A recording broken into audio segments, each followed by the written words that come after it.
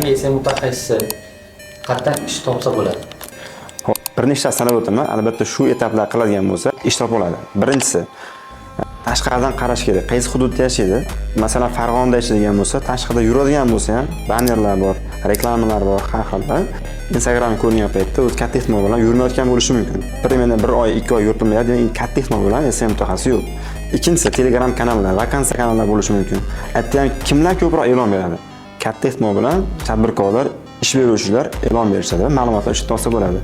Uchinchisi OLXdan. OLX qidiruv tizimiga ham SEO menejeri, targetolog juda ham ko'plab e'lonlar berib boriladi. To'rtinchisi sarafan marketing.